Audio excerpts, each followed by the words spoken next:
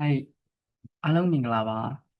ဂျပန်ပိုင်းရဲ့ကျန်နေတဲ့အပိုင်းပေါ့နော်ဝါကျပိုင်းကိုဒီနေ့တင်ပြပေးသွားမှာဖြစ်ပါတယ်အရင်ဆုံးဒီဝါကျပိုင်းကိုမတင်ခင်ပါဆိုရင်စီတို့ဘာတွေတင်ရမလဲဆိုတော့ခုတုဘတွေကိုကြက်ကမယ်ပေါ့နော်အဲဆိုပုံမှန်အတိုင်းပဲခုတုဘကိုအရင်ကြက်ရမယ်အဲဆိုခုတုဘကိုကြည့်ကြရအောင်ပထမဆုံးတစ်လုံးကအာရုဆိုတာကအရက်ပြန်ကိုပြောချင်တာပေါ့နော်။ဆောင်းဝဲမှာကြတော့လေသူကဒီလိုဟီရာဂနာနဲ့ပေးထားမှာမဟုတ်ဘူး။ဒီခါတာခနာနဲ့ပေးထားမှာပေါ့နော်။အင်္ဂလိပ်စာတော့အေကိုဟောကနေလာတယ်။နောက်စစ်စေအတည်ပြုခြင်းဆိုတာကဂါခုနေစစ်စေအတည်ပြုခြင်း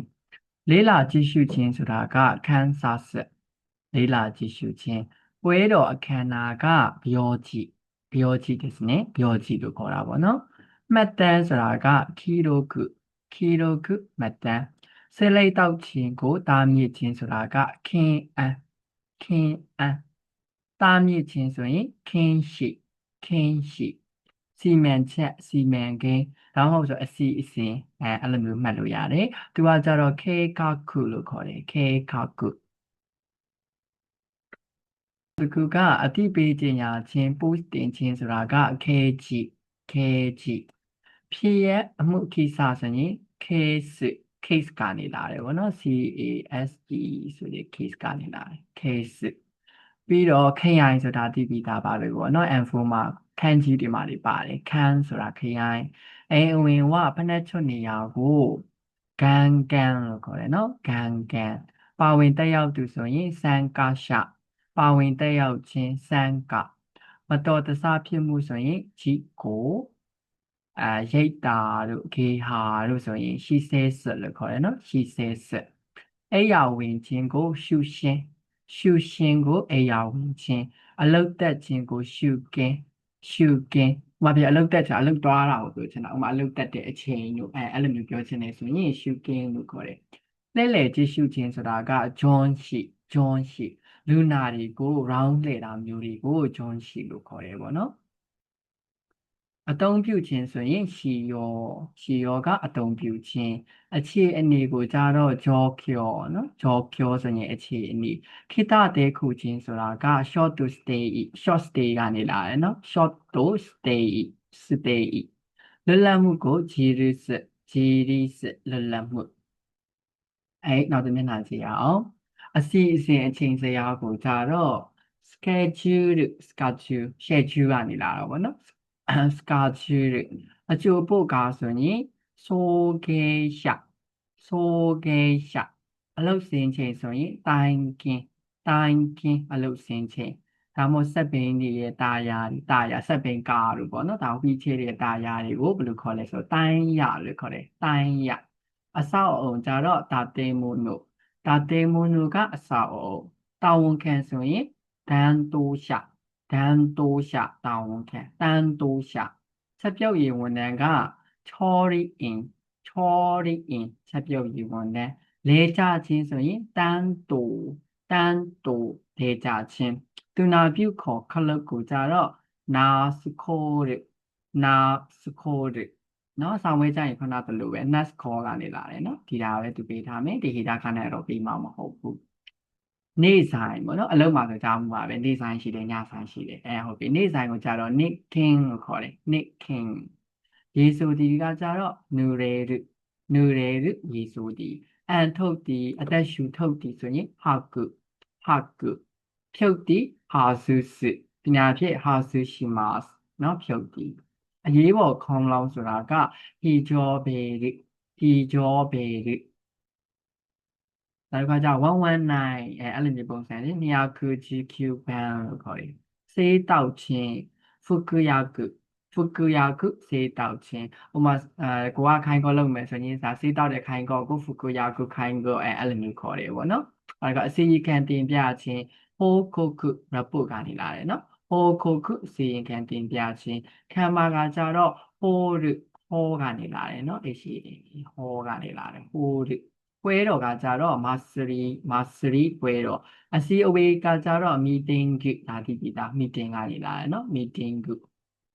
ကြည့်ရှုရှောက်ရှောက်ခြင်းဆိုတာကမိမာမိုရီကြည့်ရှုရှောက်ရှောက်ခြင်း mankind ဆိုတာကဒီလူနာတွေ့တာပေါ့နော်အဲ့တွေ့တာလို့ခေါ်တယ်ဒီမှာကျ interview လို့မျက်နှာချင်းဆိုင်တွေ့ခြင်းဆိုတော့အဲ့တွေ့တာပေါ့ဥပမာဒီဂျပန်အဖိုးဖွားတွေကဒီရှိစေးစွန်မှာနေတယ်ဂေဟာမှာနေတယ်ဆိုရင်သူတို့ရဲ့ဆွေမျိုးတွေသူတို့ရဲ့သားသမီးတွေလာတွေ့တဲ့အခါမှာဆိုရင်အဲ့လိုတွေ့တဲ့အချိန်ကိုအဲ့တွေ့ကိုခေါ်တာပေါ့အဲ့ဒါကို mankind လို့ခေါ်တယ်နောက်တစ်ခုတာဝန်လွှဲပြောင်းခြင်းကမိုရှိအိုကူရိเนาะတာဝန်လွှဲပြောင်းခြင်းဆိုလိုတာကနေ့ဆိုင်ကနေညဆိုင်အဲ့လိုအလုပ်ဆင်းတဲ့အချိန်မှာဆိုရင်မိုရှိအိုကူရိလောက်ရတယ်ဗောเนาะတာဝန်လွှဲပြောင်းပေးရတယ်နောက်ကညဆိုင်ညအချိန်မှာတာအလုပ်လုပ်တာကိုညဆိုင်လို့ခေါ်တယ်ယာကင်နောက်တစ်ခါကျတော့အာ new go ဆိုတာကဒီခေတ်စာမှုဥမာရေရန်စာတာတို့ fashion သုံးလို့ရတယ်နောက်တစ်ခုကဘယ်လိုသုံးလို့ရလဲဆိုတော့အဖြစ်များတာဥပမာတောက်ကွေကနောက်ပိုင်းဖြစ်များလာတယ်ဆိုရင်new go အဲ့လိုမျိုးဖြစ်များတာပေါ့နော်အဖြစ်များတာအဲ့လိုမျိုးသုံးလို့ရတယ်နောက်တစ်ခါဆောက်ရှောက်ခံဘိုးဘွားတွေကိုဆိုဘယ်လိုထုံလဲဆိုတော့ riyosha လို့ခေါ်တယ် riyosha san လို့ပြောတဲ့ဆိုရင်ကိုကအဲ့လိုမျိုးသူတို့ကိုစားပိတ်ပေးနေရတဲ့လူတွေအကုန်လုံး riyosha san လို့ခေါ်တယ်ပေါ့နော်အဲ့ဒါဒီနာတွေကိုအကုန်ချက်ကမယ်ပေါ့နော်ဟုတ်ပြီဒါဆိုဆောင်းဝင်းမှာကြာတော့လေဒီမျိုးပုံစံနဲ့မေးတယ်သူကဒါ WhatsApp ပုံစံစာသူပေးထားတယ်ပေါ့နော်အောက်ကအဖြေကိုရေးပေးရမယ်အဲ့တော့အရင်ဆုံးဒီစာဘာသာပြန်ရမယ်ပေါ့နော်အဲ့မှာတစ်ပုဒ်ကြည့်ရအောင်စာတိုးဆန်はトイレへ行って排泄していますが夜はポータブルトイレを使っています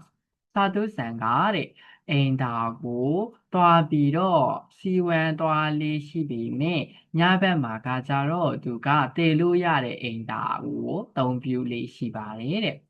ဖိုက်ဆေဆိုကဒီစီဝံတွားတာကခိုင်းတော့ကဟိဆွေရောတဲ့ပေါ့နော်အကူညီလိုအပ်တယ်ဟိုသူကတယောက်တည်းတော့တွားလို့မရဘူးပြောချင်တာကသူ့ကိုသူ high sense လောက်တော့မယ်ဆိုရင်သူ့ကိုကူညီပေးရတာမျိုးတွေပြောချင်တာเนาะအဲကြောင့်အကူညီကလိုအပ်တယ်ရှိခင်ဝအာရီမာဆန်သူကမထိန်နိုင်ဘူးစီဝမ်သွားတာနဲ့ပတ်သက်ပြီးတော့မထိန်နိုင်ဘူးလို့ထိန်လို့မရဘူးပေါ့เนาะဒါမျိုးပြောချင်တာအဆိုအောက်ကကိုကြည့်ကြရအောင်မွန်တိုင်းမှာကစာတုဆန်တော့ high sense နိစိတ်တဲ့ဒါရာရှိမို့နုရန်တဲ့ခရာဆိုင်စာတုဆန်ရဲ့ဒီစီဝမ်သွားတာနဲ့ပတ်သက်ပြီးတော့ဗောနော်မှန်ကန်တဲ့အရာကိုရွေးချယ်ပေးပါတဲ့အီချီဘန်ကကြတော့ဂျီရီဆွစ်တဲ့အိမလွတ်လပ်စွာလုပ်လေးရှိတယ်ဆိုတော့လွတ်လပ်စွာလုပ်လေးရှိတယ်ဆိုရင်မှားတယ်ဘာလို့လဲဆိုခဏသူပြောလိုက်တယ်ဗာလေဒီမှာလေ high sister က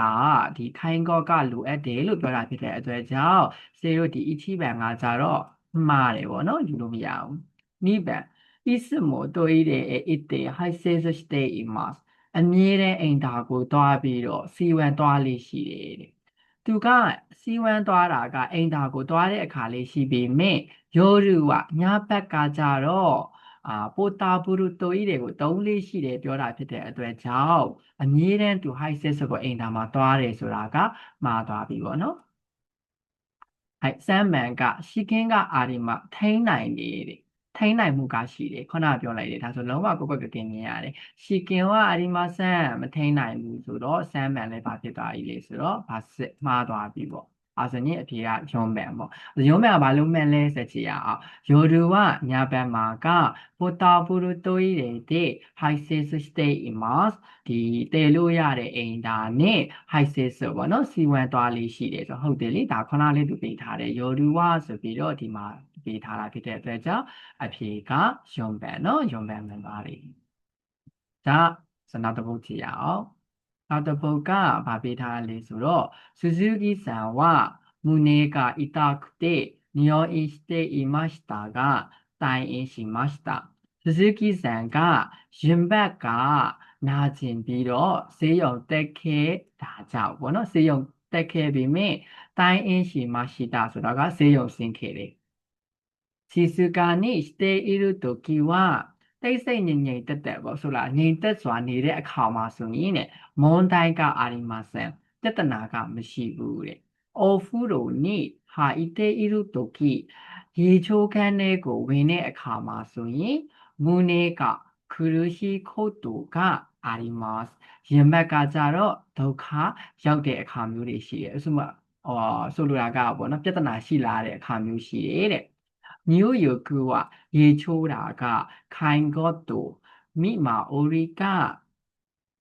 Kisoyodes ရေချိုးတာကတဲ့ဒီအကူအညီနဲ့ပေါ့နော်မိမာမူရီဆိုတာကျေစုဆောက်ရှောက်တာကလေ Kisoyodes လိုအပ်ပါโอเคအဲ့ဆိုရင်အောက်ကဟာတော့ကြည့်ကြရအောင်問題が、本の内容で正しいものを選んでください。စာပိုင်းမှာအကြောင်းအရာထဲမှာမှန်ကန်တဲ့အဖြေကိုရွေးပေးပါ။အဲ့ဒါ一番がဗာပေးထားလဲဆိုတော့鈴木さんは今入院しています。鈴木さんがအခုဆေးရုံတက်နေပါတယ်။ဒါဆိုရင်ပြန်စဉ်းစားကြည့်ရအောင်ဒီမှာသူပေးထားတယ်။ဆေးရုံတက်ခဲ့ပြီမဲ့လေဆေးရုံဆင်းသွားပြီးပြောတာအတွက်ကြောင့်အခုဆေးရုံတက်နေတယ်ဆိုတော့အဖြေကမှားသွားပြီပေါ့နော်2番が鈴木さんはいつも胸が痛いです鈴木さんがအမြဲတမ်းရင်ဘတ်ကနာကျင်တယ်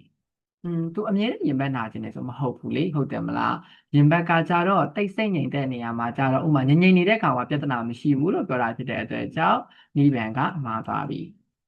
3番鈴木さんはお風呂に一人で入ることができます。鈴木さんがရေချိုးတဲ့အခါတဲ့တယောက်တည်းပေါ့နော်ရေချိုးနိုင်တယ်ဆိုတာရေချိုးခန်းကိုဝင်နေဆိုတာကရေချိုးတာကိုပြောချင်တာတယောက်တည်းရေချိုးနိုင်တယ်ဆိုတော့ဟုတ်လို့လားသူလည်းမဟုတ်ဘူးဒီမှာသူပြောထားတာလေမျိုးရုပ်ခုဆိုတာကရေချိုးတာကိုပြောချင်တာရေချိုးတာကခိုင်းကောအခုညီတွေလိုအပ်တယ်ဖြစ်တဲ့အတွက်ကြောင့်ဆမ်မန်ကလည်းစီလိုပါလဲဆိုတော့မှားသွားပြီအဲ့ဒါရုံးမှန်ကြည့်ရအောင်鈴木さんは手伝ってもらって入浴しています鈴木さんがအကူအညီကိုလက်ခံပြီးတော့ဗာလဲဆိုတော့入浴ရေချိုးလေးရှိတယ်ဆိုတော့ဒါကအဖြေပါဖြစ်သွားပြီလေမှန်သွားပြီအဲ့ဆိုအဖြေမှန်ကရုံးမယ်အဲ့ဆိုနောက်တစ်ခုဒါကြောင့်လေဒီဘယ်လိုပြောမလဲဒီကိုတကယ်လို့ပေါ့နော်ခိုင်ကောနဲ့တွားလောက်တဲ့ခါမှာဒီလိုပုံစံရေးရတယ်ဒါခီရိုကုပေါ့နော်မှတ်တယ်ရေးတာလို့ခေါ်တယ်မှတ်ပုံမှာဆိုရင်ရှိမဲဆိုတာကနာမည်လူနာရဲ့နာမည်ပြီးတော့မီလူဆိုတာကဒီလူနာရဲ့အမည်ပေါ့သူရဲ့အမည်ကဘယ်လိုရှိနေလဲခိခုဆိုသူရဲ့အကြာအယုံကဘယ်လိုဖြစ်နေလားလဲဟာနာစုဆိုတာကသူရဲ့ဒီစကားအပြောအဆိုကဘယ်လိုဖြစ်နေတာလဲပေါ့နော်အပုံစံနဲ့ခီရိုကုမှတ်တမ်းရေးပေးရတယ်ဒါကိုကြတော့ဒီကိုရောင်းနေတဲ့အချိန်မှာပေါ့နော်ဒါကိုကိုပြလို့ရတယ် report တင်ပေါ့ leader တွေကို report တင်ဘာတွေသူထူးခြားနေလဲအဲ့လိုမျိုးပုံစံနဲ့လေ့လာရမှာဖြစ်တယ်ပေါ့နော်ပထမတစ်ယောက်ကရှိမိတ်ကဘာတူလဲဆိုတော့စာတူဆန်ဖြစ်တယ်မိတို့သူရဲ့အမြင်ကဘာလဲဆိုတော့右目はよく見えますが左目は見えにくいですညာဘက်မျက်လုံးကကြတော့ကောင်းကောင်းမြင်ရပြီမြင်ဘယ်ဘက်မျက်လုံးကကြတော့မြင်ဖို့နိကုဤတဲ့ဆိုတာကမြင်မှုခက်ခဲတယ်လို့ပြောချင်တာခိခုအကြားမှာကြတော့ဟီတာရီမီမီကစခိုရှိခိခိုအေနိကုဤမှာですが大きい声で話せば聞くことができますဘယ်ဘက်နာကတဲ့နည်းနည်းကြားရဖို့ခက်ခဲပြီမြင်အတန်ကြဲကြဲနဲ့ပြောရင်ဘာဖြစ်တာလဲကြားနိုင်တယ်ခိခုခိုတိုကဒေခိမကြားနိုင်တယ်ဟာနာစုစကားပြောမှကြတော့မွန်တိုင်ကအာရီမဆန်တဲ့ပြဿနာမရှိပါဘူးတဲ့အဲဆိုရင်အခုတက်ကြည့်ရအောင်မွန်တိုင်မှာကစကီနောနာကာခါရတရာမွန်နိုအိုအေရန်တေခရာဆိုင်မှန်ကန်တဲ့အရာကိုရွေးပေးပါ一番が佐藤さんは話すことができませんစာတုဆန်ကစကားမပြောနိုင်ဘူးဆိုတော့အဲ့လိုသူမပြောထားဘူးလေဟုတ်တယ်မလားဒီဟာနာစုမှာကပြဿနာမရှိဘူးဆိုတာကတူတူဘာမှမဖြစ်ဘူးလို့ပြောချင်တာအကြောင်းအဖြေကမှားသွားပြီနိဗ္ဗာန်ကစာတုဆန်ဝဟိဒါရီမီမီကခိကိုအေနိကွီဒေစ်စာတုဆန်ကဘယ်ဘက်နာကကြားရဖို့ခက်ခဲတယ်ကြားရခဲ့တယ်ပေါ့နော်အကြားရတာနည်းနည်းလေးခက်ခဲရှိတယ်ဘယ်ဘက်နာကကြားရတာနည်းနည်းခက်ခဲရှိတယ်ဆိုတော့ဘယ်ဘက်နာကိုသွားချစ်လိုက်အောင်ဟီဒါရီမီမီကကြားရတာနည်းနည်းခက်ခဲတယ်ဆိုတော့ तू ကပေးထားတယ်ပေါ့နော်အဲ့ဒါအောက်ကိုဆက်ကြည့်လိုက်ပါဘောနော်ဒီတရားမှန်လားမမှန်လားနည်းနည်းတော့မှန်တယ်အနောက်ကကြတော့ तू ကနောက်ဆက်တွဲပေးထားတယ်ဆိုတော့အောက်ကဟာလုံးဝနင်းနေဆိုတော့ဒီကနံပါတ်2ကမှန်သွားပြီအဲ့ဒါအောက်ကကိုခဏတော့ဖတ်လိုက်မယ်စာတုဆန်ကโอเคခွေတဲ့ဟာနာရှိမှာစာတုဆန်အတန်ချီချီနဲ့စကားပြောတယ်ဆိုတော့မဟုတ်ဘူးသူ့အတန်ချီနဲ့ပြောရရင် तू ကကြားရတယ်လို့ပြောထားတာလေအဲကြောင့်ဆမ်မန်ကလည်းမှားသွားပြီ စာ都ဆန်ဝမိခိမေမိုဟီဒါရီမေမိုမီအေနီကူအီဒက်စာ都ဆန်ကတဲ့ညာဘက်ရောဘယ်ဘက်မျက်လုံးတွေကမြင်ဖို့ခက်ခဲတယ်ဆိုတော့သူကဘယ်ဘက်မျက်လုံးကပဲမြင်ဖို့ခက်ခဲတာပြောတာဖြစ်တဲ့အတွက်ကြောင့်နံပါတ်4ကမှားသွားပြီဒါဆိုအဖြစ်မှန်ပါပဲလေနံပါတ်2เนาะဘယ်ဘက်နာကမြင်ကြားရတာခက်တယ်ဆိုတော့အဖြစ်မှန်ကနံပါတ်2နောက်တစ်ပုဒ်သားရအောင်နောက်တစ်ပုဒ်လည်းလေခုနကအရင်ပုဒ်လိုပဲပေါ့နော်ဆိုကြည့်ရအောင်သူပေးထားလဲဆိုတော့ရှီမဲပေးထားတယ်ရှီမဲဆိုတာကဒီဆူဇူကီဆန်ပေါ့နော်ဒါဆူဇူကီဆန်ဤတိုဆိုတာသူတို့ရဲ့ရွေ့နေရမို့ဘာနဲ့ရွေ့ရနေတာလဲဆိုတော့ခူရူမာအီဆူဒေဤတိုစတေအီမတ်ဆိုတော့ဒီဝီချဲနဲ့တွာလာရွေ့နေရနေပါတယ်ဟိုက်စစ်သူရဲ့စီဝမ်းသွားတာကကြတော့စကိုရှိခိုင်းကောက ဤဆိုရိုဒေးအကူညီနည်းနည်းလေးတော့လိုအပ်တယ်တဲ့ရှော့ခုကြည့်အစားအသောက်ကကြတော့ GD stay imas လွတ်လပ်စွာစားတယ်နော်လွတ်လပ်တယောက်တည်းစားတာပြောချင်တာNew York ကကြတော့စကူရှိခိုင်ကောကဟီဆိုရိုဒက်အကူညီနည်းနည်းလိုအပ်ပါတယ်ဒါလေးအပြေတော့ကြည့်ကြအောင်သူပေးထားတာကစဂီနောနာကာခါရတရာရှိမိုနိုအိုအေရတဲ့ကူရာဆိုင်မန်ကင်းတဲ့တခုရေးပေးပါတဲ့နံပါတ်1စစကီဆန်ဝဂျီဘွန်ဒေအာရူအီတေအီဒိုစရခိုတိုကဒေခိမတ်စစကီဆန်ကခုတိုင်းနဲ့လမ်းလျှောက်ပြီးတော့ရွေ့နေရတယ်ဆိုတော့ဤတိုးမှာသူကပေးထားပြီးဒါဘာနဲ့ရွေ့တာလဲဆိုတော့ခူရမိုင်းစစ်နဲ့ရွေ့တာဖြစ်တဲ့အတွက်ကြောင့်အဖြေကမှားသွားပြီပေါ့နော်2番鈴木さんは自分でご飯を食べることができます。鈴木さんがတဲ့ကိုယ်တိုင်နဲ့သမင်းကိုစားနိုင်တယ်ဆိုတော့ကြည့်ကြည့်ရအောင်ရှော့ခုကြည့်ပါဂျီရီစလို့ပြောတာဖြစ်တဲ့အတွက်ကြောင့်လက်လက်စွာစားတယ်ဆိုတော့ဒါအဓိပ္ပာယ်တူတယ်အဲဒါအဖြေကဘာဖြစ်သွားပြီလဲဆိုတော့မှန်သွားပြီ3番をဆက်ကြည့်မယ်鈴木さんは自分でトイレへ行くことができますスズキさんがကိုယ်တိုင်အိမ်သာကိုသွားနိုင်တယ်ဒီမှာအိမ်သာသွားဖို့သူ high set မှာပေးထားတာကစကူရှိခိုင်းကောက hisoyodes လို့ပေးတာဖြစ်တဲ့အတွက်ကြောင့်အဖြေကမှားသွားပြီဂျွန်မန်ကスズキさんは自分でお風呂に入ることができますスズキさんကကိုယ်တိုင်နဲ့ရေချိုးနိုင်တယ်နယူးယောက်ခုမှလည်းသူပေးထားတာကစကူရှိခိုင်းကောက hisoyodes စကူဒီနည်းနည်းလိုအပ်တာဖြစ်တဲ့အတွက်ကြောင့်ဂျွန်မန်မို့ passive ညောင်မြန်လည်းမှားသွားပြီပေါ့နော်နောက်တစ်ပုဒ်ကဘာတူလဲဆိုတော့သူရှီမဲကစာတိုးဆန်နော်ဒီမှာသူကပေးထားတဲ့ခါစုခုဆိုတာကစာတိုးဆန်ရဲ့မိသားစုဝင်ရဲ့အကြောင်းရေးထားတာဘာရေးထားလဲဆိုတော့ဖတ်ကြည့်ရအောင်မူဇမဲဆန်ကဟီတိုရီတိုမူစုကိုဆန်ကဟီတိုရီဒီမတ်သမီးကတယောက်နဲ့သားကတယောက်ရှိပါတယ်တဲ့စာတိုးဆန်ပါပေါ့နော်娘さんの家は施設の近くにあります。娘さんရဲ့အိမ်ကသမီးရဲ့အိမ်ကတဲ့ရိတ်တာရဲ့အနီးနားမှာရှိတယ်။娘さんは働いています。သမီးကတော့အလုပ်လုပ်နေတယ်ပေါ့နော်အလုပ်လုပ်နေတယ်တဲ့။နောက်တစ်ခုသွားမယ်။土曜日と日曜日だけ満開に降ることができます。စနေနေ့နဲ့တဲ့တနင်္ဂနွေနေ့တာนี่တွေ့ဖို့လာနိုင်တယ်တဲ့ဒါသူသမီးနောက်တစ်ခုထပ်ပတ်မယ်မူစုကိုဆန်ဝဟိုကာနောခန်နီဆွန်ဒေအီမတ်တားကကြတော့တဲ့တခြားခရိုင်ဆိုတာကဒီတခြားနေပေါ့နော်မာတဲ့ဘာလို့နာလဲဆိုတော့နေတယ်တဲ့ရှင်ကတူကဤဇုခရှိနော်တဲ့အလုတ်ကတဲ့များတဲ့အတွက်ကြောင့်အလုတ်ရှုပ်တဲ့အတွက်ကြောင့်အာမာရိမန်ကိုင်နိခူရုခိုတူကဒေခီမဆန်တိတ်ပြီးတော့ပေါ့နော်တွေ့ဖို့ကိုမလာနိုင်ဘူးတဲ့ဒီကသူကခါစုကုနဲ့ပတ်သက်ပြီးတော့ပြောထားတယ်ဆိုတော့အောက်ကမှန်တဲ့တခုရေးချရအောင်စကီနောနာကာခါရတရာရှိမို့နိုအိုအေရတဲ့ခရာဆိုင်မန်ကင်တော့အဖြေကိုရေးပေးပါတဲ့ဒီချိပန်ကစာတိုးဆန်တော့မူစုမဲဆန်တော့အေဝရှိစေစခါရတိုးဤဒစ်စာတိုးဆန်ရဲ့သမီးရဲ့အိမ်ကတဲ့ဒီရိတ်တာကနေပြီးတော့ဝေးတယ်တဲ့သူစက်ကျင်မဲ့ပြီးသွားပြီခုနသူပေးထားဗာပေးထားတယ်ရိတ်တာနဲ့ချီကာကုဖြစ်တယ်နီးတယ်လို့ပြောတာဖြစ်တဲ့အတွက်ကြောင့်အဖြေကမှားသွားပြီနိဗ္ဗာန်ကစာတိုးဆန်တော့မူစုမဲဆန်ဝゲス曜日に満開に来ます。စာတိုးဆန်ရဲ့သမီးကတနင်္လာနေ့မှာ満開ပေါ့နော်အဲ့တွေ့ဖို့လာတယ်ဆိုတော့ခုနကပြောလိုက်တာသူတွေ့တဲ့အချိန်က2ရက်ပဲရှိတယ်ဒို曜日と日曜日だけနော်ဒါပဲဖြစ်တဲ့အတွက်ကြောင့်နိဗ္ဗာန်မို့မှာသွားပြီဆမ်မန်ကစာတိုးဆန်တော့မုစုကိုဆန်ဝဟာတာရိုက်တဲ့အီမစာတိုးဆန်ရဲ့တားကအလွတ်လွတ်နေတယ်ဆိုတော့ကြည့်ကြည့်ရအောင်စာတိုးဆန်ရဲ့သားကအလွတ်လွတ်နေတယ်လို့ဓာတ်ရိုက်မပေးပေမဲ့ရှင်ငေါတူကဤဇိုကရှိနိုဒီအလုတ်ကအလုတ်ရှုပ်နေတဲ့အတွက်ကြောင့်ဆိုတော့အဖြေကဘာဖြစ်သွားပြီလဲဆိုတော့ဆမ်မန်เนาะဒါနဲ့ကဓာတ်ရိုက်တော့မပေးဘူးဒါပေမဲ့အဓိပ္ပာယ်တူတယ်အဲဆိုအဖြေကဆမ်မန်မှန်တယ်ယောမန်ကစာတိုးဆန်တော့မူစုကိုဆန်ဝよく満開に来ますတဲ့စာတိုးဆန်ရဲ့သားကမကြာခဏအတွေ့ဖို့လာတယ်ဆိုတော့ဒီမှာကယခုနဲ့မပေးထားဘူးဘာနဲ့ပေးထားလဲဆိုတော့အာမတွေတိုက်ပြီးတော့တွေ့ဖို့မလာဘူးလို့ပြောတာဖြစ်တဲ့အတွက်ကြောင့်အဖြေကအာစုဖြစ်သွားတယ်နော်အဲ့အဆင်ကြီးနောက်တစ်ပုဒ်ဒါလည်းဒါလူနာတစ်ယောက်နဲ့ပတ်သက်ပြီးတော့ခီလိုခုရေးထားတာပဲပေါ့နော်ဒါကပုံစံတစ်မျိုးအချိန်နဲ့ပတ်သက်ပြီးတော့ရေးထားတာအဲဆိုကြည့်ရအောင်ဘာတူလဲဆိုတော့ Suzuki ဆာမ Suzuki ဆန်ကိုပြောတာပဲပေါ့နော်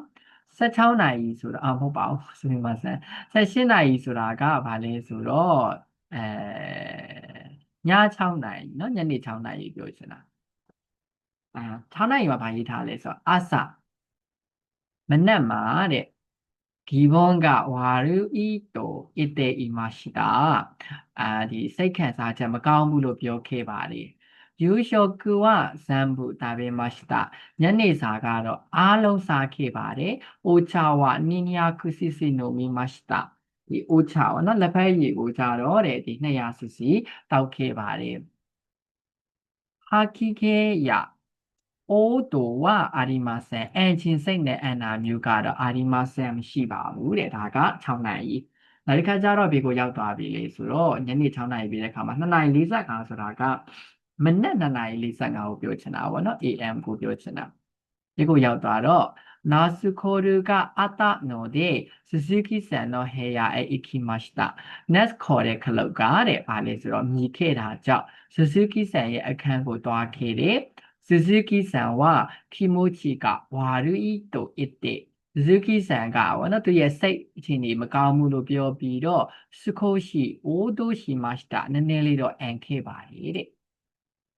အဲ့ဒါပြီးတဲ့အခါမှာမနက်3နာရီရောက်သွားပြီ3နာရီ10မိနစ်မှာကအိုတိုဝတူမတေအန်နာကတော့ရက်သွားပြီးတော့ဂီဝွန်ဝယခုနာတတို့အီအီမတ်တာနော်ဆိုလိုတာကစိတ်အခြေအနေကမကောင်းသေးဘူးလို့ပြောခဲ့တယ်တဲ့バイタルサインはいつもと同じでしたတဲ့လက္ခဏာတွေကပေါ့နော်အမြဲတမ်းတူညီခဲ့ပါတယ်တဲ့ဒေတာに報告しましたဒေတာကို report တင်ခဲ့ပါတယ်ဒါရေးထားတယ်ဆိုတော့ဒါနဲ့ပတ်သက်ပြီးတော့အောက်မှာဖြည့်ကြည့်ရအောင်မှန်ကန်တဲ့အဖြေကိုရေးပြပါဘောနော်နံပါတ်1ကスズキさんは気分が悪くて夕食を残しました。スズキさんがစိတ်အခြေအနေမကောင်းပြီးတော့ဗောနော်夕食ကို残しဆိုတာကကြံခဲ့ပါတယ်ညစာကြံတယ်ဆိုတော့မဟုတ်ဘူးဒီမှာဇမ်ဘူတာဘဲမရှိတာလို့ပြောသွားတာဖြစ်တဲ့အတွက်ကြောင့်ဗောနော်ဟုတ်တယ်အဲ့ဒါဆိုရင်အင်မတ်ကမြင်လာတော့မသိဘူးအဲဒီမှာပြောတာဖြစ်တဲ့အတွက်ကြောင့်ခြံထားခဲ့တယ်ဆိုတော့ကြံသွားတယ်ဆိုတော့အဖြေကမှားသွားပြီスズキさんは朝食の時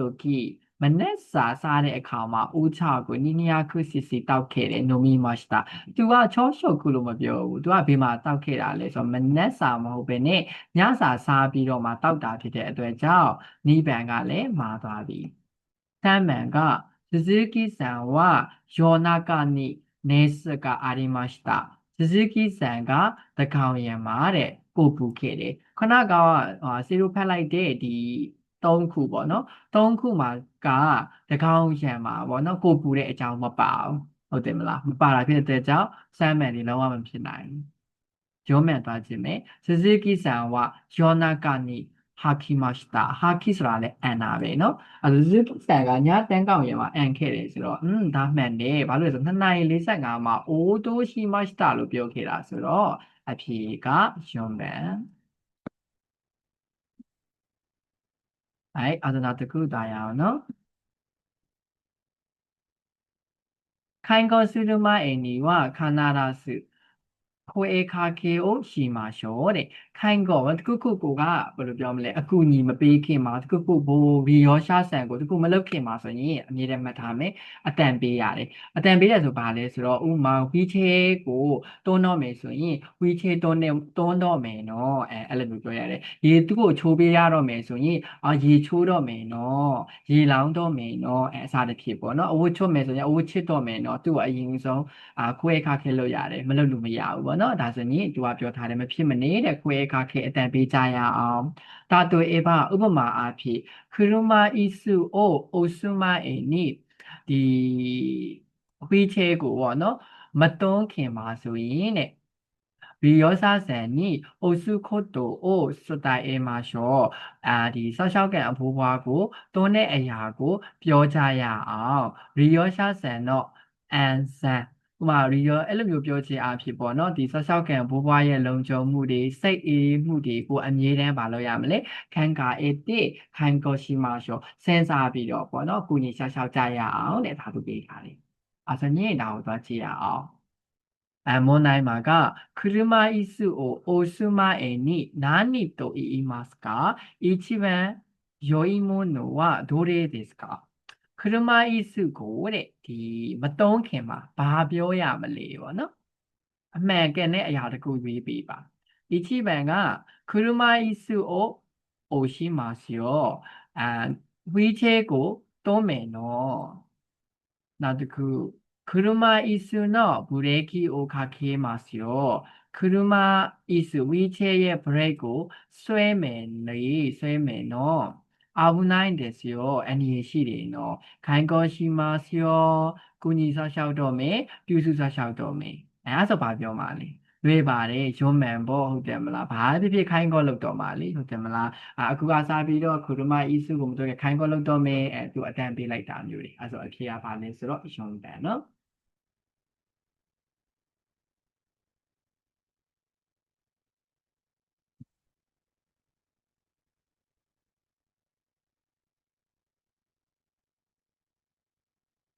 အဲ့ဆိုရင်နောက်တစ်ခု車椅子を使う前にはブレーキとタイヤと確認します。ဒီဝီချဲကိုတဲ့အသုံးမပြုခင်မှာဆိုရင်တဲ့ brake နဲ့တာယာကို確認စစ်ဆေးရမယ်။利用者さんが車椅子に乗るときはဆောက်ရှောက်ကန်အဖိုးဖွားကတဲ့ဒီဝီချဲကိုစီးတဲ့အခါမှာဆိုရင်တဲ့ brake ブレーキをかけなければなりません。ブレーキကိုမဆွဲထားလို့မရဘူးတဲ့။အာဘူးနိုင်ခါရတဲ့အနည်းရှိတဲ့အတွက်ကြောင့်ဝီချဲကိုတက်ပဲတက်တက်စီးပဲစီးစီးဝီချဲပေါ်ကတက်ပဲတက်တက်စေးမဲ့စေးအမြဲတမ်း brake ကိုဆွဲထားရမယ်။ရက်ထားရင်လည်းဆွဲထားရမယ်။အဲ့လိုမျိုးပုံစံပြောချင်တာ။အာဘူးနိုင်ခါရတဲ့အနည်းရှိတဲ့အတွက်ကြောင့်ဖြစ်တယ်။車椅子が止まっているときはဒီဝီချဲကတဲ့ရက်တဲ့အခါမှာဆိုရင်လေဣစမိုဘူရေကီအိုခါခေမာရှောအမြဲတမ်း break ကိုဆွဲကြရအောင်ခရုမာဣစုအိုဆုမအေနိရီယောရှာနိအိုဆုခိုတိုအိုစတာအေမာရှောတဲ့ဒီခရုမာဣစုကိုမတွန်းခင်ပါလေတဲ့ဒီဆောက်ရှောက်ကန်အဖိုးဘွားကိုတွန်းမဲ့အရာကိုလည်းပြောပြပေးရမယ်တဲ့ပြောပြကြရအောင်ရီယောရှာနော့အန်ဆယ်ခုနပြောသလိုပဲပေါ့နော်ဆောက်ရှောက်ကန်ဘိုးဘွားရဲ့စိတ်ထားမှုတွေလုံခြုံမှုတွေကိုလည်းအမြဲစဉ်းစားပြီးတော့ခံကာအေတိခိုင်ကောရှိမှာရှောခိုင်ကောလုပ်ကြရအောင်တဲ့အဲဆိုရင်အဖြေကိုသွားကြည့်ကြရအောင်ဘောနောနာယောတုဥနာကြီးမှုနိုဝတူရေဒက်စကစာပိုင်းနေပေါ့နော်ဥနာကြီးဖြစ်တဲ့တူညီတဲ့အရာကဘေးတာလေတဲ့一番が利用者が車椅子に乗るときはブレーキをかけます。ဒီဆောက်ရှောက်ကန်ဘိုးဘွားကဒီဝီချဲစီးတဲ့အခါမှာဆိုရင်တဲ့ဘရိတ်ကိုဆွဲရမယ်ဟုတ်ပြီ2番車椅子を止めるときだけဝီချဲကိုရက်တဲ့အခါဒေတာတာခေပါတယ်เนาะ break ကိုဆွဲရမယ်ဆိုတော့သူကဝီချဲကိုရက်တဲ့အခါတည်းမှာပဲဆွဲရတာမဟုတ်ဘူးစီးပဲစီစီရက်ပဲရက်ဆွဲရမှာဆိုတော့နံပါတ်2ဒီမှားသွားပြီအဲ့ဒါနံပါတ်3車椅子を使った後はဒီ ဝီချဲကိုပေါ့နော်မတုံးပြုတ်ပြီးနောက်တဲ့ဒီ brain နဲ့တာယာကိုဂါခုနှစ်လောက်ရမှာဆိုတော့ဒီမှာသူပေးထားတာကဘာလဲဆိုမတုံးမီနော်စကောက်မိုင်းနိမတုံးမီမှာလောက်ရမှာဆိုတော့အဖြေကဘာဖြစ်သွားပြီလဲမှားသွားပြီအဲ့တော့ယုံမှန်က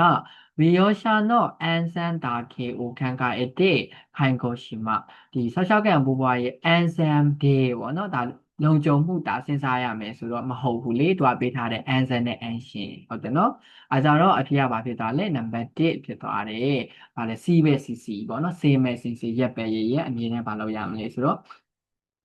break ဆွဲရမှာနော်ဒီမှာနံပါတ်2ကဘာလို့မှားရလဲဆိုတော့ဒီ dark ပေါ့နော် data ဆိုတော့ data ဆိုတာက